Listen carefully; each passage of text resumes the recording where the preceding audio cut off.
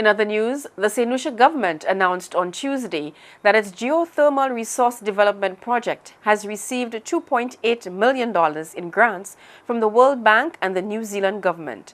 In a statement, the Ministry of Sustainable Development, Energy and Science and Technology said it hosted last week a delegation of technical experts from the World Bank, the UK Department for International Development and the New Zealand government to discuss the project.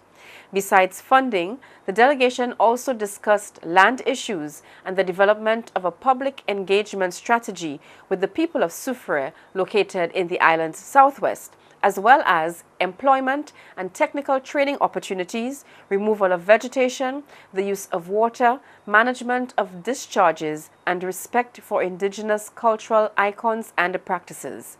Government says the geothermal resource development project in Soufrière is a key pillar of the island's sustainable energy program, as it has the potential to provide a steady base load of electricity, stabilize energy prices way into the future, and attract investment as a result.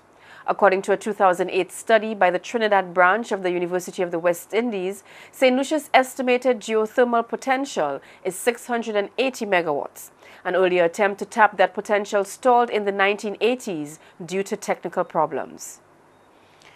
The Insignia, which experienced an engine room fire last week, is due to be towed out of St. Lucia tomorrow. There are reports that the ship will leave at about midday for further repairs in Puerto Rico. Meanwhile, passengers continue to relate their experiences of that fateful day. A Long Island couple who were aboard the cruise ship that caught fire in the Caribbean last week is recounting the harrowing experience.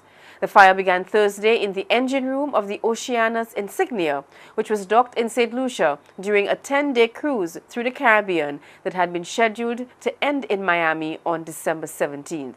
Jerome and Geraldine Goldchain of Oceanside were among the 656 passengers who were aboard the Insignia. They spoke in a radio interview. Geraldine and Jerome Goldchain got home to Oceanside with only the clothes on their back. They were caught aboard the cruise ship that caught fire in the Caribbean last week, and Jerome calls it harrowing. We were sitting down for breakfast.